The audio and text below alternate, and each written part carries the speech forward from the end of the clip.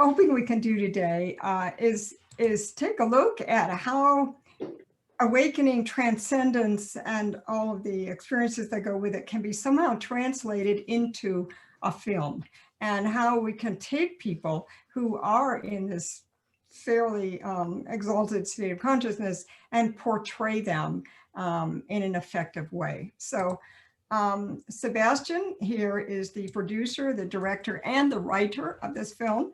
And I'm told even considered doing the acting, but got a little overwhelmed with the other three jobs. He's a Renaissance man in every sense of the world. He's had a global upbringing. He's an intellectual, he's a businessman, he's an artist, he's an athlete, a major athlete.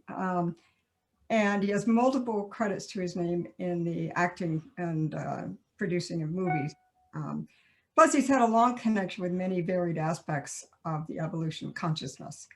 So his resume is way too long to enumerate, but I hope you go to the forum link, which if you go into the notice of this talk, there'll be a link to the forum, and it has links to his site and some of his work in all of these different domains.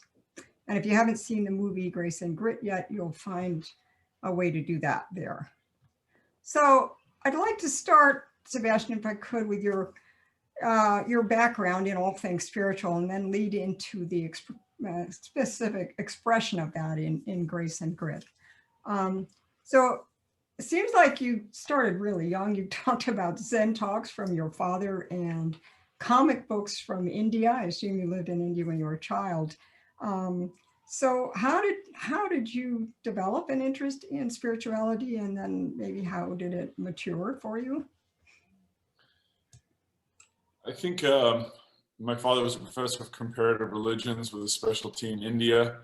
And my stepfather was, I went to Catholic school and church, and then my father was Jewish. And sitting on my father's classes in Hawaii, where we moved from England with his specialty in India, I just think that initially that iconography from Hindu and then Buddhist traditions spoke to me probably on some intuitive level. I think as something captures us all when we're kids, we see a movie or songs or imagery that touches us in some way. And I think the power, particularly in this context of media, that we see a movie, whether it's mythic like Superman, or a story from the Bible, or any number of different religions, that they speak to us in a way that intuitively, I think even at that juncture when we're pre-conceptual, that it awakens something in us, that we have a loose sense of what are we really doing here, what's really going on. Life is so ridiculous. And I think that time before we're 9 or 10, before the concrete operational mind develops, before we can apprehend and articulate concepts and hold them and work with them, there's a fluidity, I think, that affects us all, whether we're aware of it or not, at a very early age in terms of what we're ultimately going to be interested in and what questions we continue to explore. And I think that for everyone on this call or participating in this type of conversation in the worlds of psychology and philosophy and spirituality and meditation and consciousness, we all have some sort of sense of that interest from early on, somewhere inside, whether it's a dream that we had as a kid or, in order to dedicate so many hours later in our lives with this interest about what goes on beyond us. I think it sparked there. So for me, I think that particular spark came from the juxtaposition of these two very diverse and differing worlds, being England and Hawaii, Texas, with different rules, and trying to reconcile all of these differences into one sort of cohesive identity or personality. And I think probably that resulted in an interest in theater and poetry and reading, an interest, in other words, in joy and in tears, a genuine interest in human connection, not just from a moral perspective, but just from a comfort perspective, that it really feels great to connect with humans, that this is a wonderful, wonderful thing, and this is really all that matters. Oh, that's beautifully said. I think if I could do something, it would be to create ways to transmit, beauty and joy and transcendence to people. So I envy your skill in that area. So you got drawn to film. You said you called your interest in the theater a first form of meditative practice and the experience of a safe and near limitless space for dynamic personal exploration and expression. I wonder if you could sort of unpack that thought for us, if you Sure. remember it. Sure. First, on the coattails of what you were saying, I mean, thank you for bringing us all here today. Yeah, I mean, these discussions don't happen unless someone puts them on the calendar and invites everyone. So thank you so much for that, Lynn, and your integrity and discipline and follow through for making these things a priority. I think that theater, I think in the reconciling of understanding what was going on in the world with sort of extreme circumstances, I think theater did offer a safe space for me. In other words, that from people outside of psychology or philosophy, the posture by which we enter a discussion is everything. It's the container for it, right? And that's such a big deal. And for people outside of that, people don't think about that. But for anyone who's reads and is interested in psychology, philosophy, and spirituality, we know that that's so much of it. So in other words, I think theater offered a paradigm that says, I'm going to discover things in myself through you. And in doing that, I might become uncomfortable. And thank you in advance for allowing me to be uncomfortable, for me to be able to find a space that's acceptable where I'm not being judged, where I can really touch these different facets of myself. And in conjunction with that, I'm going to offer that same space for you, that you can feel totally comfortable in feeling all the things that you need to feel and express, and you can get to know those things through me. Anger, disappointment, embarrassment, elation, joy, any of those things. And so I think that theater was an interesting and safe space to develop and locate those different aspects of my own personality. And I think that's ultimately on a base level why we as children always play, right? That we're playing in order to be aggressive, to be passive, to be tender, to be sad, to be elated. And that's the value of play. And that's why we seek to find that play again as adults between one another. Fantastic. I think that's true. I had never thought about movies that way, but it allows me to enter into and play without having to be myself. There's the self-consciousness is completely gone by entering into the movie and entering into the character's life, identifying with the characters. I was also thinking of, and I've had this discussion with a group of theater actors and interested also with histories and psychology in Russia about the role of acting as a sort of, and I mean this in context of looking at the Hindu traditions and how all the gods are avatars of one another, right? And in thinking about the role of the actor, that God is ultimately in some way an actor through all of us. In other words, God is getting to know one another through each other, yeah? And I think that's a sort of beautiful analogy for what's really going on, right? That when we start to develop deep levels of compassion and tenderness, we can look at someone else at some point early on, hopefully, and see someone else crying, and it brings us to tears, or see someone else is challenging, and we feel that pain. That there's something in this sort of Martin Buber-esque I-thou relationship that's being born within us, that's innate, that doesn't require intellectual learning, that just we feel it by transmission. And I think in that way, theater and being at a play or reading a book, or listening to music, or then in this case immersively being in a movie, that we get to take on the hopes and aspirations, the disappointments and the joys of the characters that we see on screen, if we can feel our way into their worlds. And I think that's a powerful mechanism for state, for exploring different states of fear, of joy, of elation, of all these things. And then that can be a driver for our own development. Hopefully. Yeah, I think so. And I was thinking a lot of people on this have probably gone to Sanjay's classes where we practice recognizing the character who is showing up within us. And the film is a perfect analogy for that, to step into the character there, but we also step into all these different characters that exhibit here. So, yeah, I like that. So I want, Grace and Grit is a story that involves Ken Wilber, an eminent philosopher who several of us here, I think, have some connection to, some of us may not. And I just wonder if you could tell us how you got involved with Integral, how you came to know Ken, how you got interested in this book. I was reading so many different philosophers and psychologists for so long, and just so many incredible minds. And then eventually, through anyone who's reading Ken Wilber, it's interesting because there's so many extraordinary writers that the power of their writing is that they have an accessible voice. Whether it's something pop or whether it's something scholarly, whether it's like James Hollis, who's the founder of, I think, the Jung Center in Houston, and a brilliant Jungian psychologist and one of my favorite authors. His books, What Matters Most, Finding Meaning in the Second Half of Life, just extraordinary, brilliant. And the power of that voice is that you can pick that up without having any requisite and just read it and really find again and again spectacular meaning and awakening lightning bolts. Same thing even in a very broad level like Don Miguel Ruiz with the Four Agreements. It's a very easy book to read. It's beautiful. It's powerful.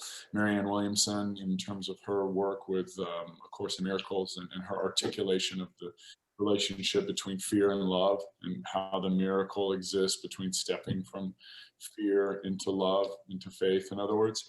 And so these are all amazing, extraordinary authors.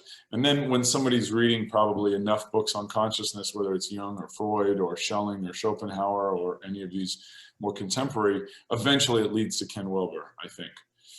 Because the scope and breadth of his work is so vast and deep that eventually it goes there. And the reason he's not a broad pop writer is because there's a requisite in reading his books that you can't just pick one up. You have to have read already a dozen or 100 other books. And so that happens to all of us who are on this path of interest in consciousness, that eventually we come across Ken Wilber, and it just happens at the right moment. And so for me, I'm one of many of people around the world that it just happened to me at the right moment. I was at that time really in love with Alan Watts. I was having this mad love affair with Alan Watts, and I thought, there were so many authors that I read. Was Schopenhauer that I adored, or Joseph Campbell, who was extraordinary, who I met also as a kid when I was in Hawaii. And then I read Ken Wilber's work, and it just blew me away on another level. That, like Alan Watts, he had a really profound, radical, sharp, exquisite mind that encompassed so much, and yet an intense sense of humor that was woven into that I think in scholarly reading is a treat, that we don't get to read minds that are so extraordinary that also have this radical sense of sort of joy and sort of Zen type style humor that Alan Watts certainly has. So I fell in love with Ken's work. I was reading a lot of his books, and then read Grace and Grit later in those books. And when I read it, I put it down and I was crying and I was in awe, and yet somehow I was totally inspired. And then I looked at how other people felt around the world about the book in all these different languages, and other people seemed to feel the same way. They were devastated by the loss and the challenge, and yet they were also inspired. And I thought, wow, there's something really special in here woven into this story that is inspiring. And what is that? And I had no idea of it as a movie, or me participating in it as a movie at that juncture. And eventually Ken and I met, and we were simpatico. And then I felt called to tell that story. I thought that I was the one that needed to tell that story, that I could tell that story, not just a love story, not just a story about illness, not just a story about courage, but a story about transcendent love. And so then subsequently we discussed it, and then it went from there. Yeah, I had that feeling when I knew the book was, I knew you were doing the movie, and I knew that it was coming up, and I hadn't met you, and I thought, oh my God, this could be terrible. I love the book so much, and somebody could just destroy it. And so when we got a chance to talk, I was so relieved. I thought, oh my God, thank heavens it's Sebastian and not somebody else who's doing this book. So It's a very complicated book. For those who have read it, there are multiple themes interweaving through this book. There's Treya's experience through her journals. There's Ken's experience as a caregiver and lover, husband. There are musings on various attitudes toward illness in the culture and that sort of thing. There's the integral philosophy, and then there's this transcendent love story. And just, I would think most writers and producers would be really daunted by the thought of trying to take this book and put it into a 2-hour film. I couldn't see how that could possibly be done either. So, just grasping the integral theory would stop most people from, I think, trying to do it. So how did you face this massively complex work? And then what did you do to try to isolate what was important? I really appreciate you stating that, because I think that it is a complex story. And I think those are the things that excited me about it. And I think perhaps why that book sort of chose me to tell it as a film, that I felt because I had already read and was familiar with Ken's work on such a deep level for, over a decade, that I would be able to articulate subtly, without being pedantic or without being heavy-handed, without being intellectual, to be able to infuse that story as a movie with his work, with integral, showing it rather than stating it. And I thought that that was important in terms of making that into a movie, that it had to inflect Ken Wilber's signature, very much so.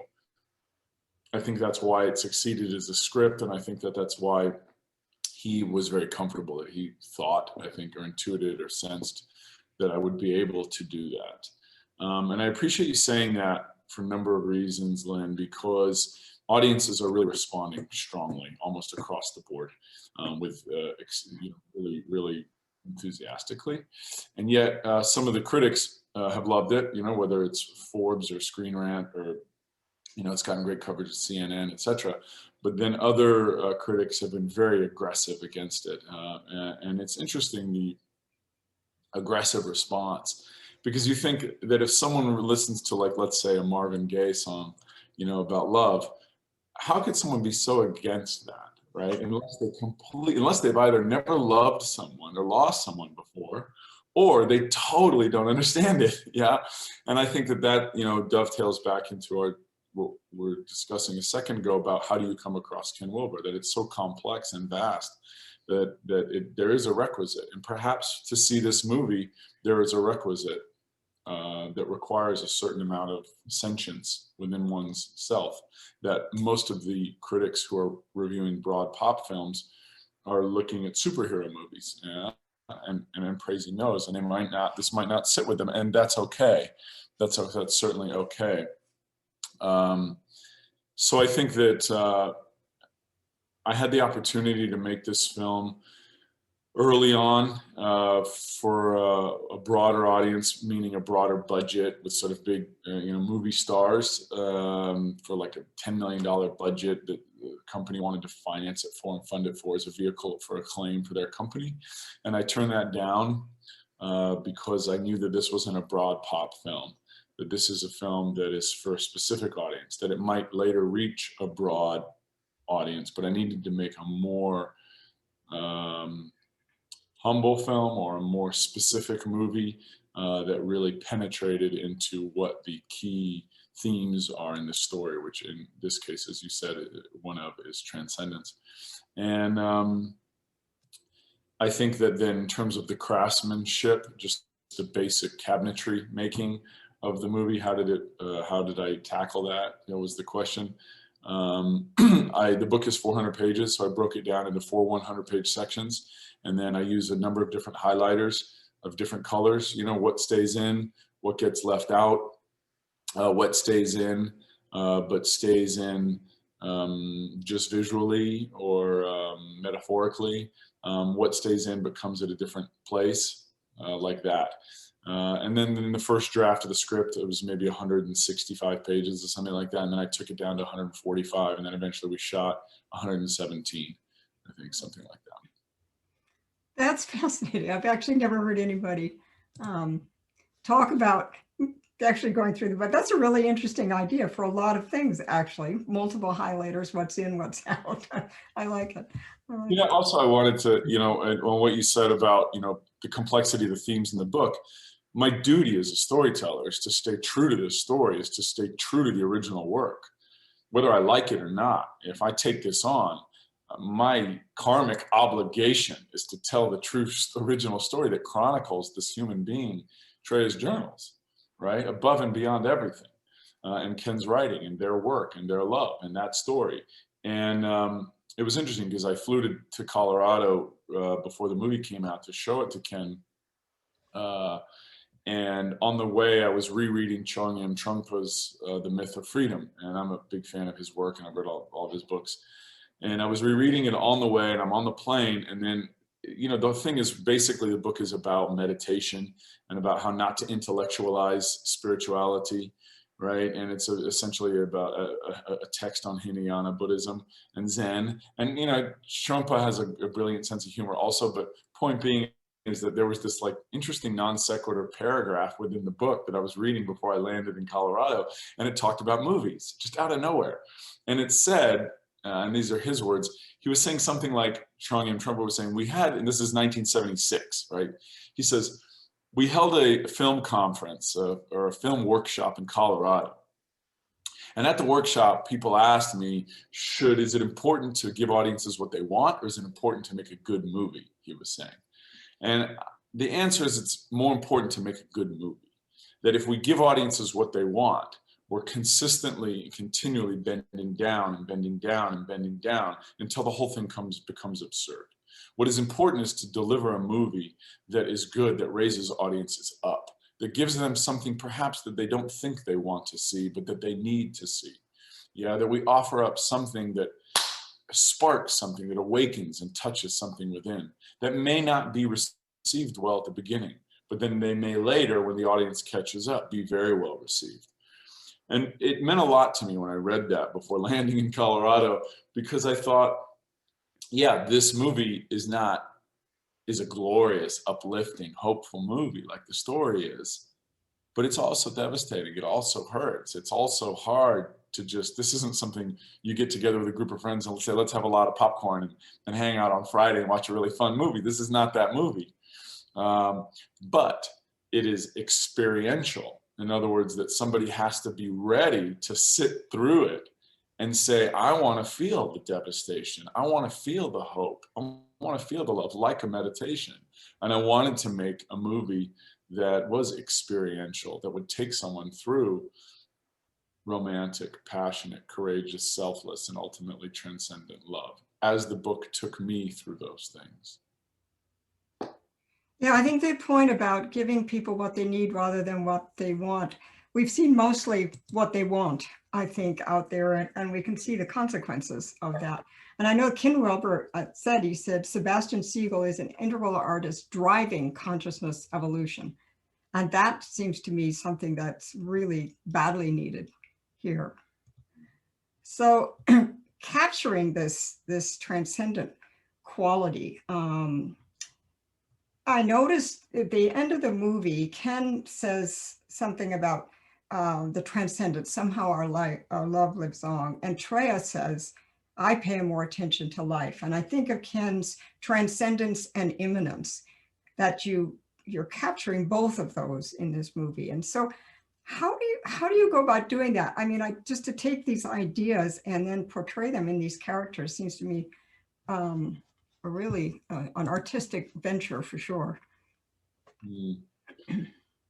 The question is how to capture that transcendent. Yeah, the transcendence result. and the immanence both. Yes, and how because these are non-concrete, not even subtle things. And how do you bring those into this concrete environment that you're working with? I have to say that in a lot of ways, I can't take responsibility for that because it's in the book. It's written in her journals. It's written in their journey. So for me to put it on screen is just to take it from one medium to another. So if I can, and I set out with that duty in mind. In other words, if I can put on screen what's going on inside of his head and inside of her head, also reveal the plot of what's going on inside of their lives, and if I can portray and evoke and articulate the journey that they're both going through subtly and emotionally, then I'm doing the job of the book. Yeah, that I'm transcribing that from book to screen, and I just stay true to that. I kept about. In other words, the answer is just in very simple terms, just to put what was on the page on the screen. In this case, as being comfortable and having a history of painting things on screen, I was using things metaphorically, like his feeling trapped or unable to express with his lover, the feeling of lack of oxygen and drowning. And so I shot many scenes with his character underwater, but also the water being the symbol of the self, and that oftentimes when we're dreaming and we're in the water, we're having an overwhelmment, perhaps sometimes, of self, that there's about to be a breakthrough, perhaps, in the sort of Freudian sense of dream interpretation. And then with her, this search going up a hill that in the book takes place actually in a cavern with stalagmites and stalagmites. And in this case, I chose it for cinematic qualities and purposes. She's going up a hill and she's searching. What's she searching for? We find out at the end, she's searching for this place beyond time, that field that Rumi talks about. In other words, and also ultimately her connection with him beyond life. And him underwater looking for the surface, ultimately he's searching for that same thing in the stars where life echoes on, and ultimately for her. And so while they're in this world finding each other and then they're ripped apart, in these two other worlds, him underwater going to the surface at the end and seeing the stars, and her on the hill going to the end, eventually reaching the top beyond this biblical tree, and being in the rain, that they see each other, they touch each other, they find each other.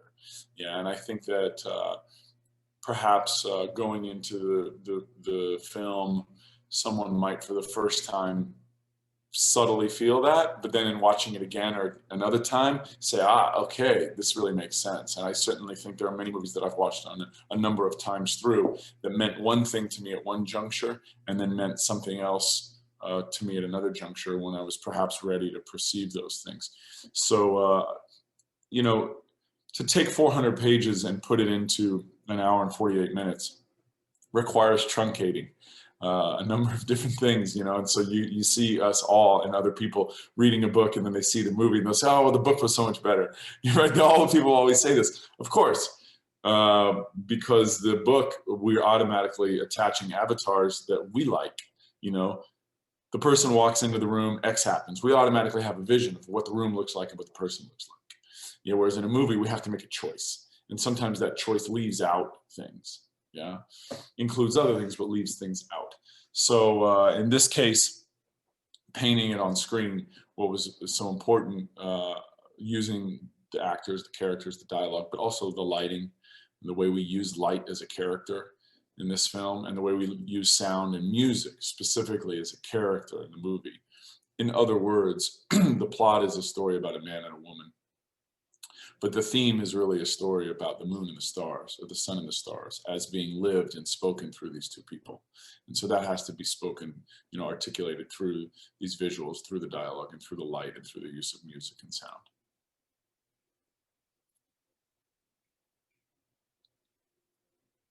The actors, you had to transmit this. I assume, of course, they probably read the book several times and had a sense for them. Was there anything that you had to do to bring them into this world to help them understand it? These two actors are just brilliant, and I think that that's a collaborative process. And it's a process of faith and of trust and of homework. And I think good casting in any movie is about casting actors who archetypally already have those things inside of them, and have something going on in their lives that allows them to pull those archetypes and put them on screen. So when I was thinking about casting Treya and Ken, I didn't think about the look of the character, of the actors at all, not at all. It was only about who are these people internally. And I don't know who the actor is. But when I meet those actors, I will know because I know these characters for sure. So Amina, I hadn't thought about it. And we met and we were working together, and she just had this presence and emotional availability and demonstrated a vulnerability in the work that she was doing when we met. And I thought, huh. And then we started to talk, and I thought as a person, she kind of emulated certain things that I thought were integral to who Treya's character was. And then, you know, she read the script and she just was like, I have to play this. I must play this. And I thought that was the most important thing, that I knew that this woman, and there were a lot of actresses that I was exploring and thinking about and adapting the script, the book to script, that helped me think about the mannerisms. But I knew when I met the actress that it would be something that she knew she had to do inside. And so then Mina and I met and discussed it, and she cried like 3 times at the meeting, our first meeting together, talking about the script and her relationship with love and her husband. And I just knew she was the one. I didn't make the choice. It was like, it was just made, and I felt it. Yeah. And so then same thing. Then after that, we were getting down to the wire. We had a go point, and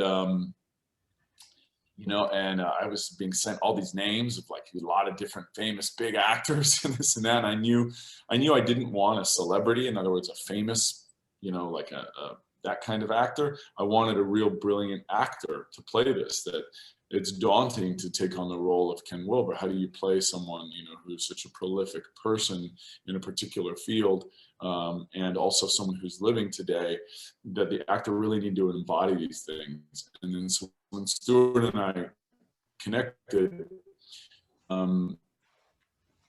he has a certain masculinity that's juxtaposed with a tenderness and a compassion and an emotional availability that I think is innate in Ken's work and writing. And he's also got a great sense of humor. And that was really important, because there's so much nonverbal communication in his character throughout this movie, because Ken as a personality, if you look up Ken Wilber images online, you're not going to see but 20 images of something like this. There aren't many, especially from that time, because he's such a reclusive guy. So he, in other words, as a character, in terms of showing this as a movie, he plays his cards close to home. And in the movie, for those of you who've seen it, and if you haven't, please watch it tonight. The first moment we see him show any emotion, he shows the audience and no one else, right? For his wife, he has to stay strong. And he's like, hey, babe, I'll be right back. And they're about to go through this procedure. And he's like, he walks down the hall, and then it gets darker and darker and darker. And he goes through this path until he finds a room alone. And he just leans down and he cries. That only the audience knows that, no one else. That was what was occurring in his life, that he had to go into this dark space in order to locate something within that he couldn't find when he was around anyone else, because he had to carry the ship and the strength. And every man and every person knows that at some point we have to be strong for our lover, our friend, our family, our child, or whoever the thing is, and we can't show it to them. In other words, that we're blocked out of intimacy, out of regard for the relationship, out of duty. So I knew that the actor had to be able to carry that kind of thing. Stuart has 2 kids. He was going through a split, so he had an enormous emotional well to pull from, and it was the right moment at the right time. And he was the guy, and it is impossible for me to think of any other actor who could have played this. At the top end, I thought there were a few actors that could have done it. But after the fact, there's no way. He was meant to play this role. And then, synchronistically speaking, you know, he had long hair, and he shaved his head literally an hour before the first shot. So we knew there was some similarities, yeah, and he and Mina looked good together. And but when he shaved his head and he came upstairs, we were literally, everybody was like, what is going on? He looks exactly like Ken. The ears and the nose and the eyebrows are strange. And for those of you who see the film, please stay through the end credits, because I have pictures of the actors next to each other, next to the real people, and it's extraordinary. It's uncanny, the remarkability of how remarkable it is, how much they emulated, looked like one another.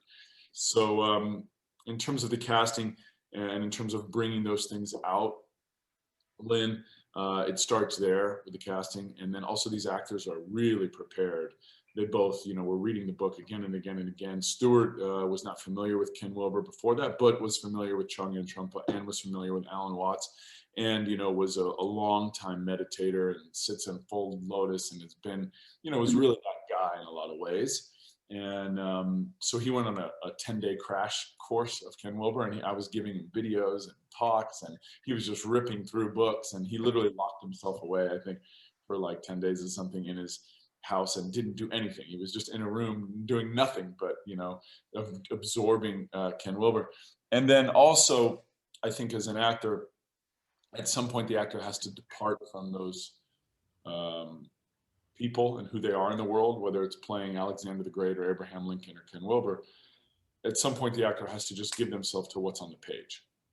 So both Stewart and Mina, at some point they're saying, I have to be true to this material. And whoever this person is, ultimately, there's something going on here on the page that's emotional. And I need to show that, and I need to feel that. And if I feel it, it'll show. And these are actors, who are very seasoned and have the ability to play that instrument in a way that gets audiences to respond. And they did so beautifully in this movie. Yeah, I think watching it, I think it does a wonderful thing in that it brings out Ken's humanity. So many people say he's Eddie, but he's just not. I mean, a very, very deep heart-centered character. I don't want to take all the time with my questions. I want to give other people time to ask questions too, but I just wanted to sort of finish up with this. This is really a story in part about Treya's awakening. I mean, she goes from, well, she was never an ordinary person, but she goes from certainly more conventional person to a person who can talk and live through this incredible event with the kind of what she calls passionate equanimity. And she says that in this final talk that she gives, that she is making friends with myself as I am and making friends with life as it is, which to me in a way is the definition of someone who is fully awake at this point. And so following that trajectory of her, that profundity, the way that she grows over those 5 years, I thought was so beautifully done. And I also, right at the beginning, I was noticing in the wedding ceremony, they talk about bringing out the courageous and the beautiful in each other. And somehow it's as if they had to raise the ugly and the scared in their lives in order to bring them to that place. So just this, and then finally this idea of the promise at the end, this agreement that he would find her. I don't know if you could just sum up a little bit about all of that, how you managed to take us on this journey that she lived and that he lived. Yeah, thanks for bringing up that scene. In other words, the journey in this life and then the journey in the other world, the journey beyond life, and how do we marry those two things in this story. That wedding scene, and particularly that dialogue, that line of the man who marries them. First of all these characters are based on real people. A lot of it is actual, directly from her journals. Those particular lines, the wedding vows that I wrote, that's not from the book, from the journals, but it happened in that way. And I've, interviewed and had dinner with people who were there at the wedding, etc. And I've done a lot of homework for many, many years around this, to stay true to it. But in that line particularly, it's an interesting line, and it's an interesting moment in the movie, because the first 20 minutes, 18 minutes of the movie, they're falling madly in love. And when we get to that scene, that's the first time that I take the audience into, or the second time maybe that I take the audience into a space that's sort of beyond life. That's sort of a little bit of a dream world. In other words, when I make a movie, I want the characters to feel real. I want the people to feel real, the tears to feel real, the pain to feel real, the joy to feel real. And then once the audience feels that way, then we can, as audience we can venture off a little bit. We can float off into the other world, into this sort of world beyond, and then come back. Because that's how we experience life. That's how we remember things. We remember things as magical and mystical. We experience things as magical and mystical, as mundane and sacred simultaneously. One day it's just a gardenia. The next day it's the whole cosmos right there in your hand, right? And that's how life is, yeah? One day it's just a breath, and the other day it's like, oh my God, it's full. It's so full. It's so big. It's so great. So in the wedding scene, I wanted to take that opportunity to take a bit of a leap, to push into this world. And that's the first time we see her inside of her head. And so I think for the integral audience, you know, going gross, subtle, causal, this world and the other world. And I'm using it musically too, with binaural sound waves in the film, to try to coax the brain from beta, alpha, theta, delta, and back up and back down a little bit. And that's the first time I use binaurals in the movie also. But the point being that there is a bridge between this life and the next. Like birth is a bridge, between what exists prior to now. Just as prior to birth, there is the passage of the birth canal. Just as prior to that, there's this gestation period in the womb. Just as prior to that, there's consummation. Just as prior to that, there's the electrical current of two people meeting. Just as prior to that, this pattern goes back millions and millions and billions of years. And so that's what really interests me, right? That life does go on, whether we like it or not. This is not a spiritual or religious belief. This is a fact. This is actuality. That in 20, 50, 100 years from now, we'll say, how were we having such ridiculous conversations about life? Of course it goes on. Of course it's redundant, right? So to speak to that through these two individuals' journey in this life, I thought was the most integral and important thing to tell in the movie. And so I tell it in dreams, and then I tell it also, it starts to show up in the dialogue subtly in that wedding scene. And then, in the end, obviously, that's taken pretty much directly from her journals. I'll find you. You promise you'll find me. I'll be there. Her journey up the side of the hill ends up in the rain, and she's seeing and feeling him in the world beyond. His is in the water, and he ends up above the water looking at the stars. That at that moment he's devastated that he's going to lose her, and he knows it. But at the same time, he's elated because he knows he's ultimately already with her, and he's always been with her, and he's always going to be with her forever. Yeah. And then in the end of the movie, the last scene I have is these two drops of water falling into this, and that's metaphorically speaking to their connection to this greater pool that we are all in, of love, of life beyond, of love beyond.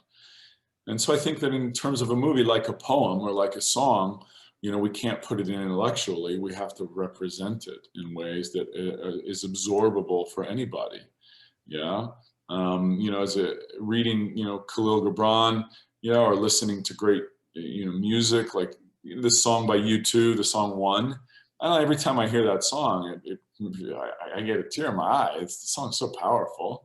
And because it says so much, and I hear different things in it depending on how I show up to it. So, ultimately, I think that this movie, like any other film that really is carrying something deep down inside that is worth paying attention to in ourselves and in life, is really about how do we carry on, how do we go beyond.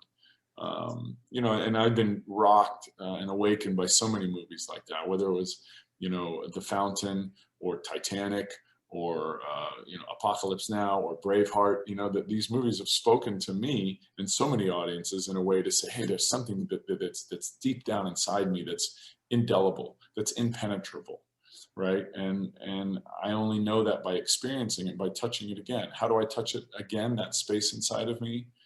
By prayer, by meditation, by discussion like this, and by choosing the words and the books and the songs and the movies that I'm going to allow into my mind, that I'm going to invite in.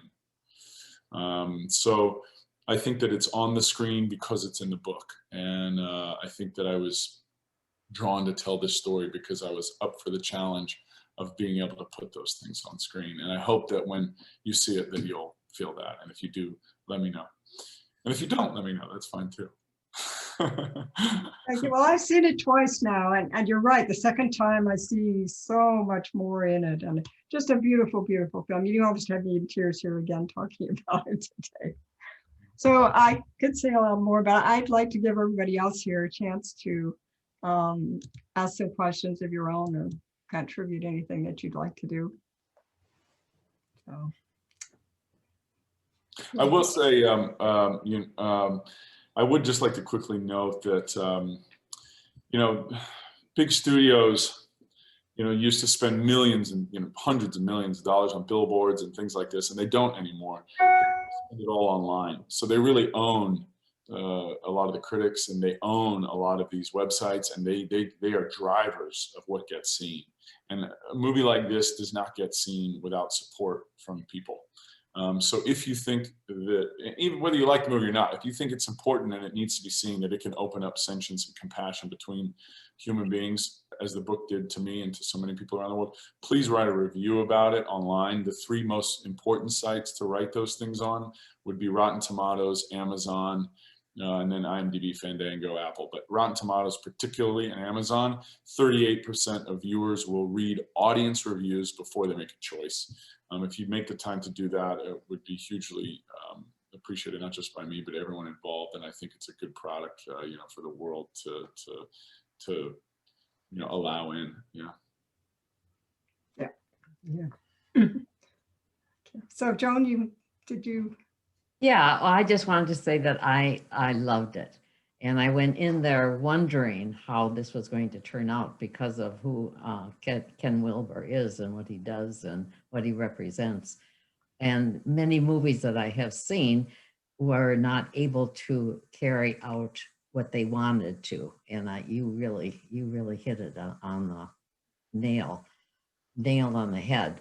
And I like the fact that it was so believable, because the love that they felt for each other, you were just right in there. You were so happy the way that they expressed it and how they grew together because of that love.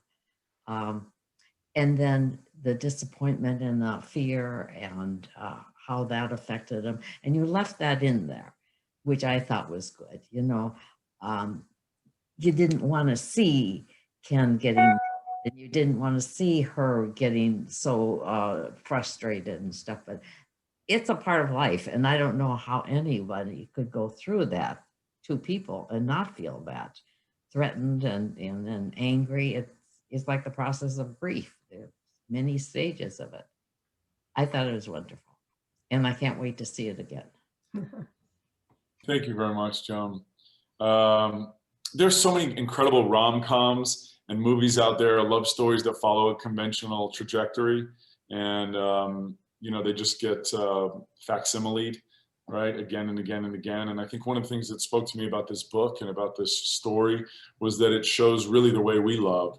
Yeah, that love is so spectacular that it melts us, but it also crucifies us. But in that crucifixion, it makes room for resurrection, that we become more through loving. And it's only in that salt that it makes the cake sweeter. Yeah, in other words, it's only in our continual deepening discourse between 2, you know, between beings, you know, whether it's lovers or friends or whatever the thing is, that the similarities allow us to have a conversation or start a conversation. But the differences is the magic. That's where the opportunity is for growth. Yeah, and I thought that was well expressed in this book, and I thought it was so important to show those things on screen. And when I was in the screenplay and I was, you know, evaluating and getting notes from different peers, they were saying, "Wow, this is really intense. You know, you have this hardcore fight, and you have all this. Like, do we really want to show that?" And I said, "We must. This is the way we love. This is the way we all love. We've all done things that we thought, God, I shouldn't have done that, you know, and yet it made us more." You know, we've all done things and experienced things that where we are at our worst. And it's through that then we allow ourselves and can become, through one another, through the patience and forgiveness and acceptance of one another, our best. Yeah, so I thought that was, thank you for that, John. Yes, great. Can I ask a question about the Mariel Hemingway character?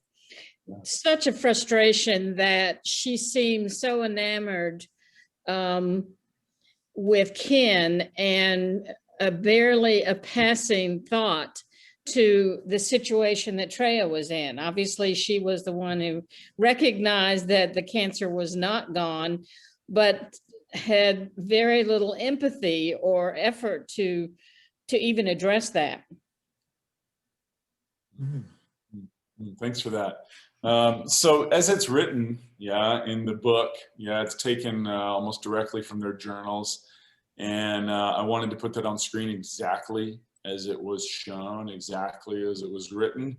And the dialogue in that scene is almost verbatim from that, yeah. And so it's an important scene because it's based on a real person and it's obviously a real circumstance. And the tension and the humor that arises from that scene is because of the friction between these three characters. So in other words, Treya takes this really seriously, and this is something really important for her.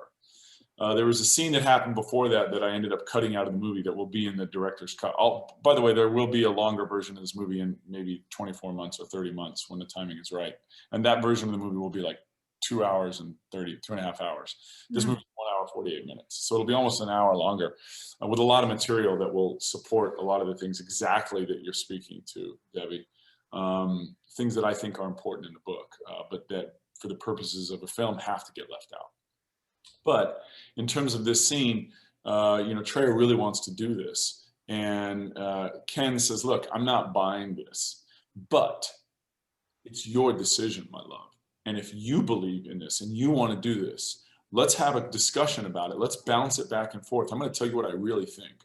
But ultimately, the decision's up to you. So they have that discussion. She says this is important to me. And so he says, okay, I don't buy it, but now that you've made the decision, I'm going to support you 100%. Let's go do this. So they travel up the coast, they go and see this woman, and they have this experience, and he's, you know, fully supportive of it. And the result, as he says in the book, in another scene that I cut that was actually after that scene, they're having a discussion in the car, the net result ultimately of trying any therapy, whether it's with a conventional doctor or holistic or any kind of you know, therapy, the net result, if we believe into it, is some sort of joy and some sort of learning and some sort of opportunity always. And that's what they got out of this, that this was something that they were exploring I mean, in terms of the arcs of these characters, they were exploring every conventional doctor and every holistic modality. And they placed just as much value on both. Mm-hmm. In 400 pages and in 5 years, in an hour and 48 minutes, we're not able to see all those things. But we see a lot of them in this film, of which this is one. When it came time to cutting the film, it was important to make the first rendition of this movie under 2 hours. A lot of things got cut out. I was getting a lot of pressure to cut the scene out, but I felt it was really important to leave it in, so I kept it in. For a number of reasons. One, that it was so important to show this part of their exploration, which she then talks about in her speech that's in the credits, and it's in the movie also. But also it's a funny scene. That it's, in other words, they both have this sort of sense of humor, and that's really important to give audiences a little bit of breath. There are a lot of funny moments in this movie, and for audiences out there, when I watched it with Ken, he laughed out loud during a lot of the movie, where a lot of people won't be laughing probably. And in terms of, you know, Mariel as the actress, as the character, it's funny because I'm on my way to go see her right after I'm off here. I'm going to do her podcast, and we were on a show earlier this week. She's a brilliant actress, right? And she's been doing this, you know, she's Academy Award nominated actress, has been doing this her whole life. Archetypally, this character needs to be outrageous and eccentric and also brilliant. And that the audience has to not be sure which one this character is. Is this character brilliant or is this character nuts, right?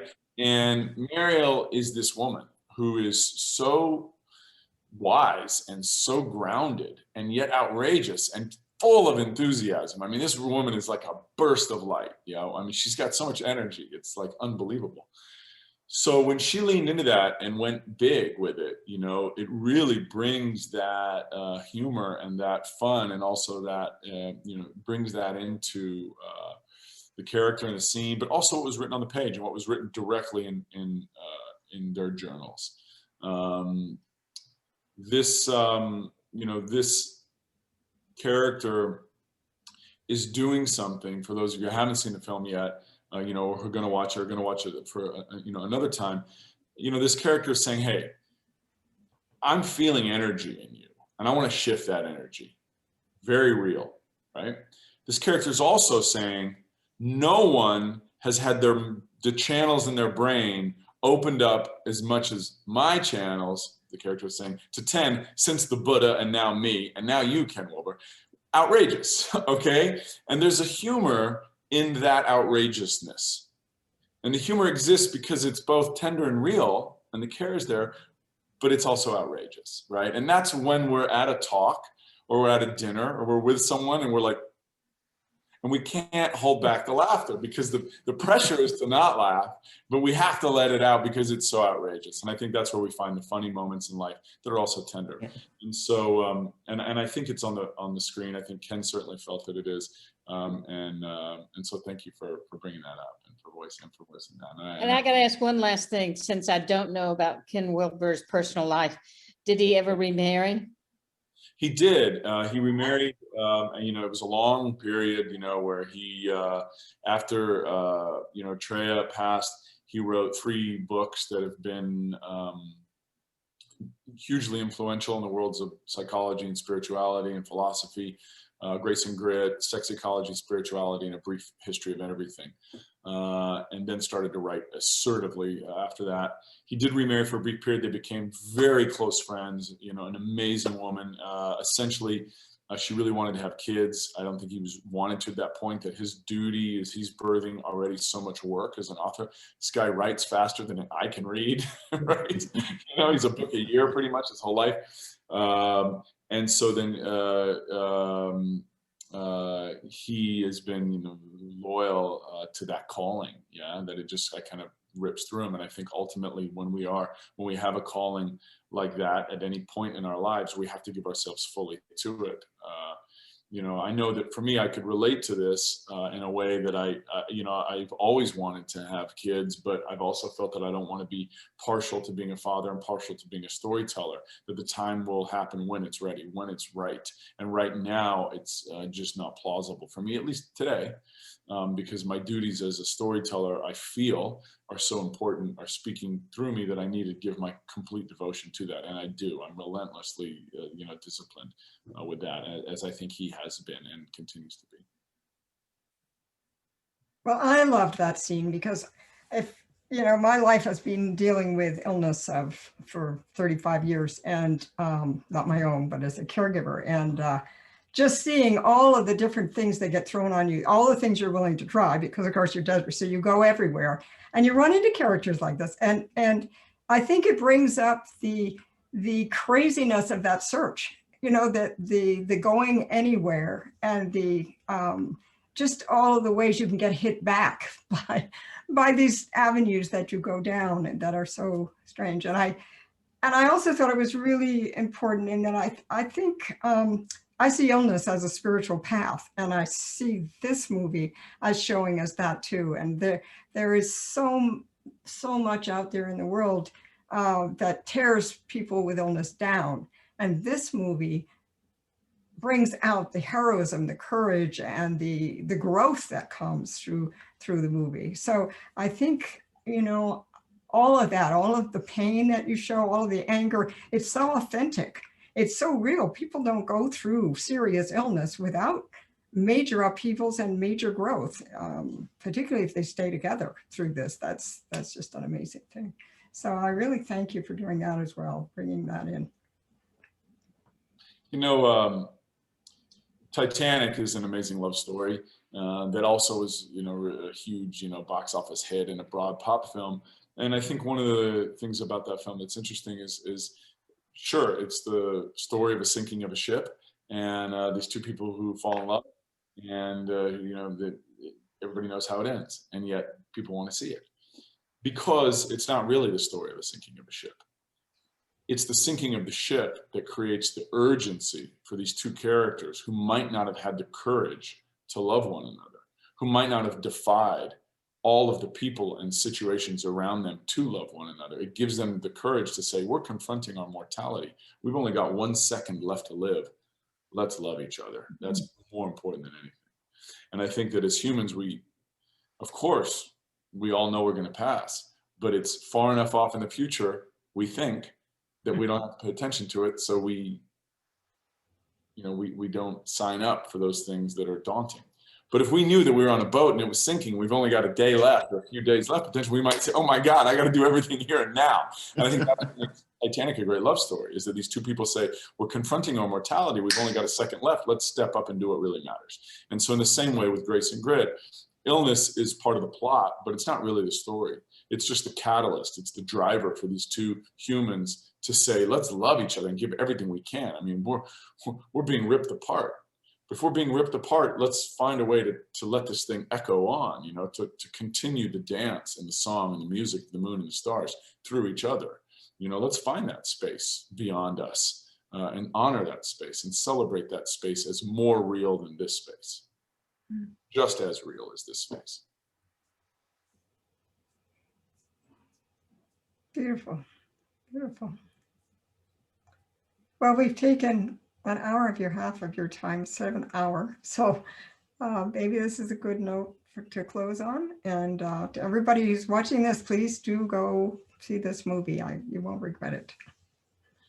Thank you all so much for having me here today. This is such a pleasure to be with you all and to participate and engage, with other humans who feel that certain stories are important. When I fell in love with psychology, and I think that word, psychology, the study of the soul. Yeah, and what is it about poetry and music and paintings and movies that we love? And this book spoke to me in that way. And so it's such a real pleasure for me to participate with others who feel that same way, that we need to speak to the things that touch our souls. So I hope you see the movie. I hope you love it. If you do, please tell someone about it, and please write a review on one of those sites. That would be to introduce it to other people. Thank you for bringing us here, Sebastian. Thank you for the time. Thank you. Thank you. Wonderful.